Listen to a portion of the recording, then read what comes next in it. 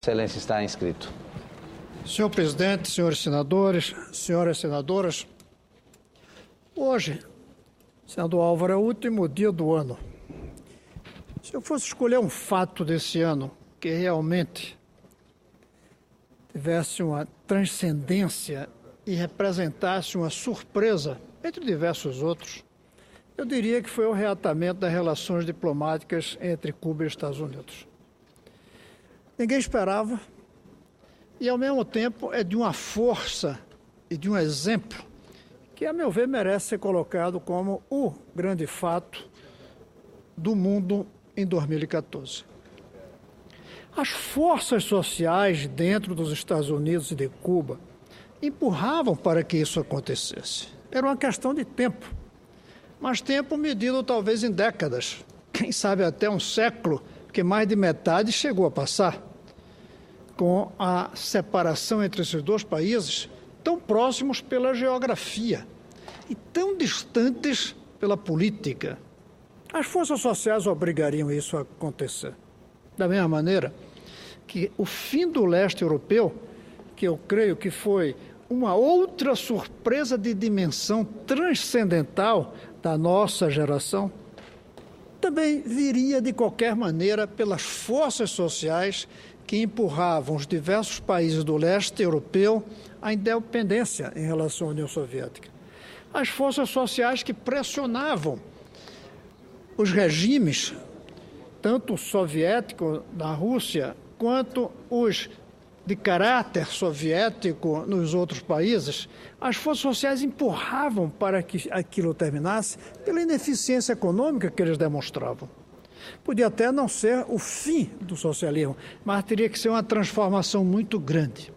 As forças sociais empurram a realidade em direção à maior eficiência, à maior harmonia, dependendo da paciência para que isso aconteça. Entretanto, senador Suplicy, alguns fatos permitem antecipar a realização daquilo que as forças sociais empurram. No caso do leste, não fosse a presença de 3 lideranças fundamentais, embora muitas outras também, mas se não fossem 3 lideranças fundamentais, certamente não teria acontecido naquela época, talvez não tivesse nem acontecido ainda. Essas 3 lideranças são o Gorbachev na Rússia, o Lech Walesa na Polônia e o Papa João Paulo II. Essas 3 figuras foram capazes, ao lado de outros, como tantos que a gente viu no mundo naquele momento, como Václav Havel na Tchecoslováquia, mas foram aquelas 3 figuras que permitiram com que o que as forças sociais empurravam tão lentamente virasse realidade. Agora, outra vez, as forças sociais empurravam Cuba para quebrar o reatamento, quebrar o distanciamento com os Estados Unidos. Não aguentaria muitas décadas, pelo menos. E dentro dos Estados Unidos, as forças sociais também pressionavam para que houvesse um reatamento das relações com Cuba. Mas talvez não tivesse acontecido ainda, como ninguém esperava até a semana passada. E isso não teria acontecido se não fosse, entre muitas outras, 3 lideranças fundamentais. O presidente Obama, o presidente Raul Castro e o Papa Francisco. Não fossem essas 3 forças morais, não fosse a liderança dessas figuras políticas, as forças sociais, por elas, não fariam com que o fato tivesse ocorrido. Nós temos que respeitar aqui essas lideranças, que são capazes de entender o que está nos subterrâneos das forças sociais empurrando numa direção e apressam a realização daquilo. O Brasil precisa de lideranças como essas. Não para reatar relações com outro país, não para desfazer o regime que nós temos. Precisa para atar, nem é reatar, porque nunca houve o atamento, para atar as classes sociais que no Brasil são mais distantes entre elas do que Cuba e Estados Unidos. a desigualdade, senador Suplicy, que nós temos entre nossas classes pobres e ricas.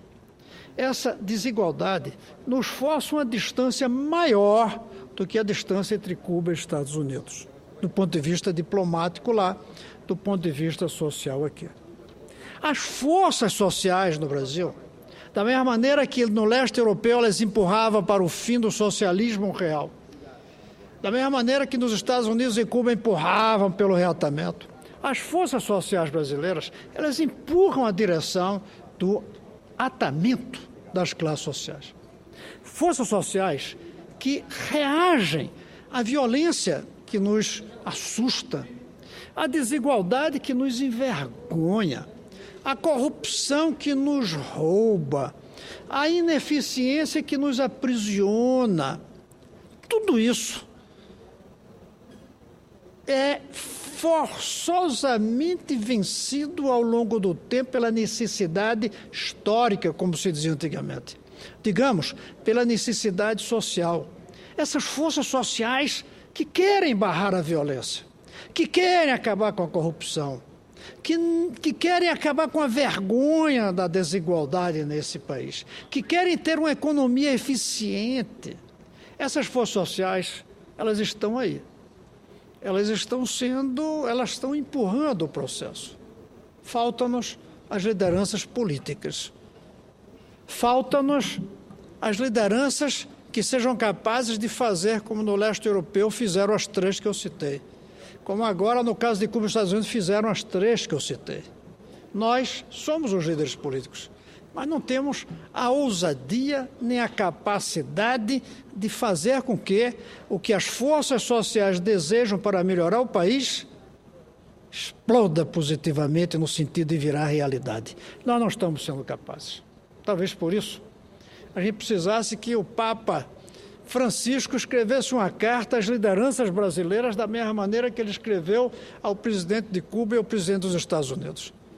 Ou que nós próprios nos entendamos no sentido de dizer o Brasil precisa fazer, digamos, reatamento ou atamento, porque nunca houve antes, entre as classes sociais brasileiras. E está claro.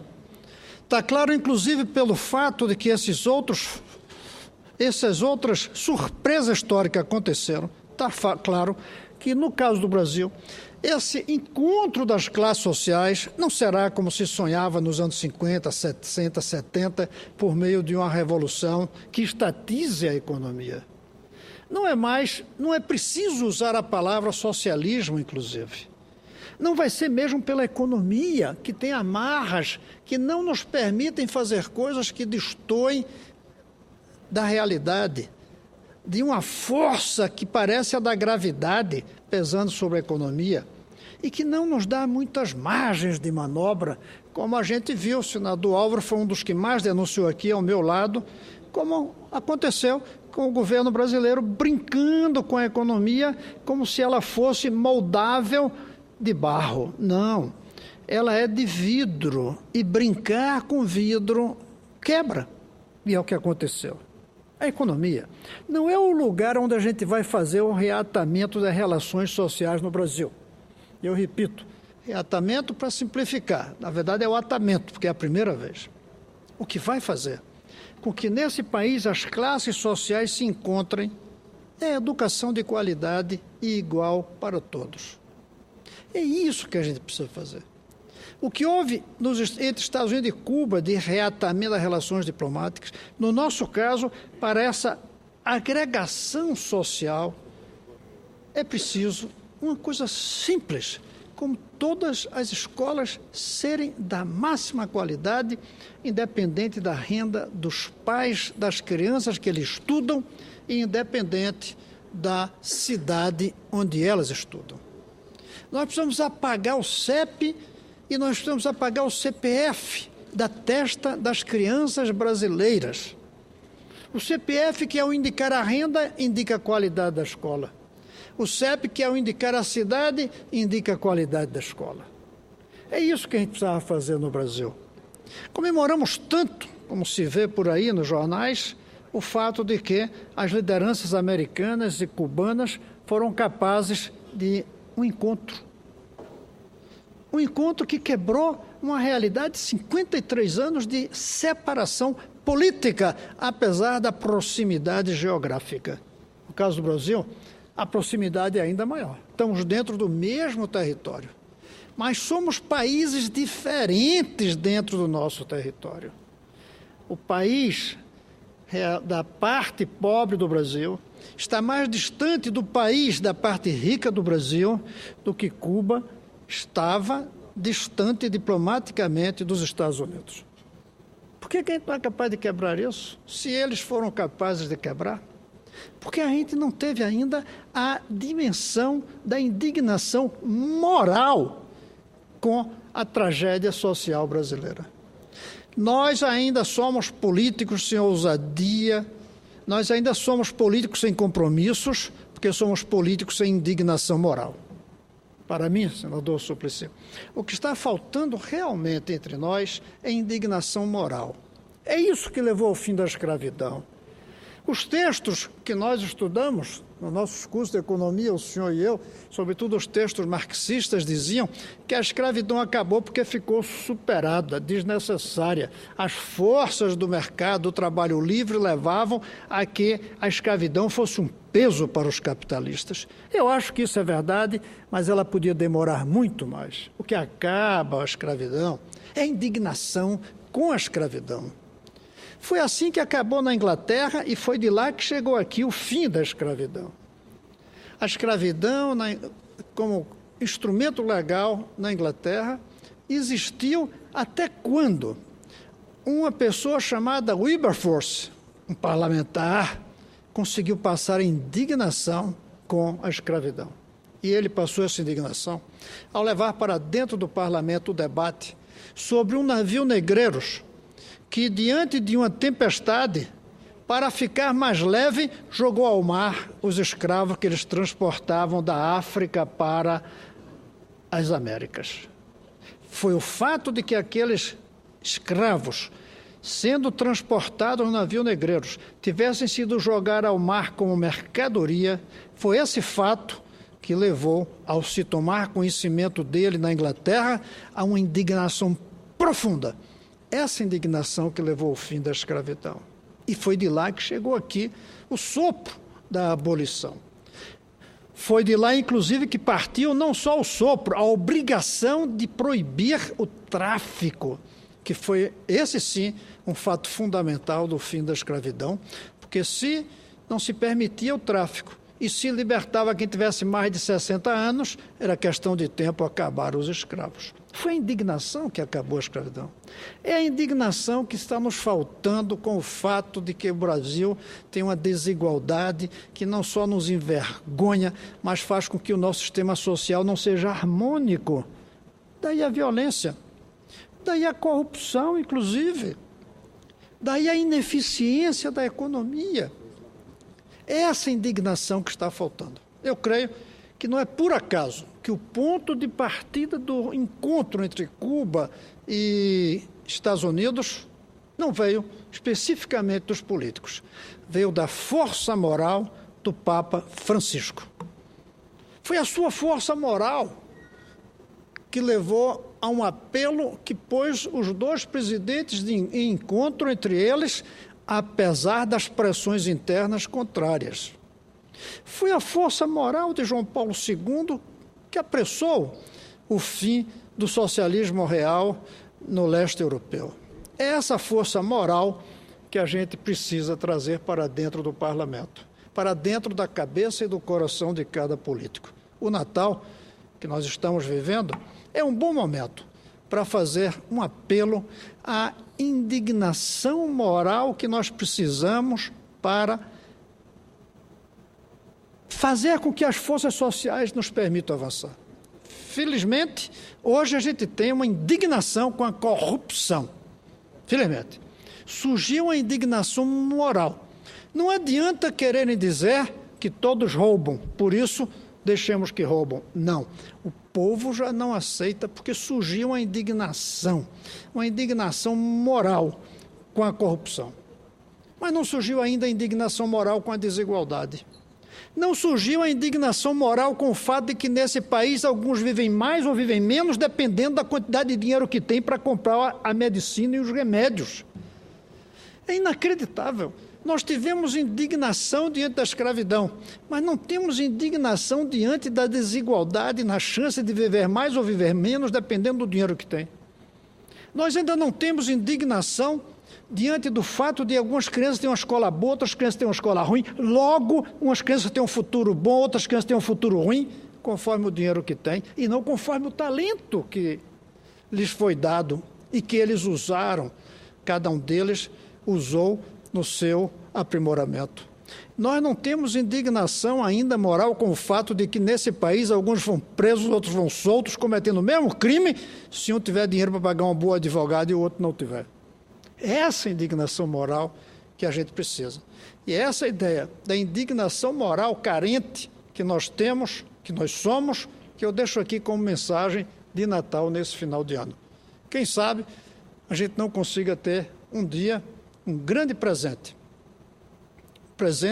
de um despertar para a necessidade moral, não é política apenas, a necessidade moral de erradicarmos aquilo que impede o Brasil de avançar para ser um país de fato civilizado, com uma sociedade harmônica e uma economia eficiente. E o caminho desse é a educação. É a educação. A educação é o lado lógico, a indignação é o lado moral. A lógica é uma escola de qualidade para todos. Todos. E a mesma qualidade. Que cada um se desenvolva conforme o seu talento e não conforme a chance que teve para entrar numa escola ou não entrar numa escola de qualidade. Essa é a mensagem, senador Suplicy, que eu deixo aqui nesse Natal. E desejando que 2015 seja um ano em que esse despertar que hoje nós estamos tendo diante da corrupção, esse despertar chegue também na indignação diante da desigualdade que caracteriza a sociedade brasileira ao longo dos séculos. E aí eu espero que pelo argumento, não é mais indignação moral, pelo argumento, cheguemos ao convencimento de que o caminho é educação de qualidade e qualidade igual para todos. Essa é a mensagem, senador Suplicy, que eu quero deixar aqui com uma mensagem de final de ano, que eu fico muito feliz, muito contente que o senhor esteja presidindo.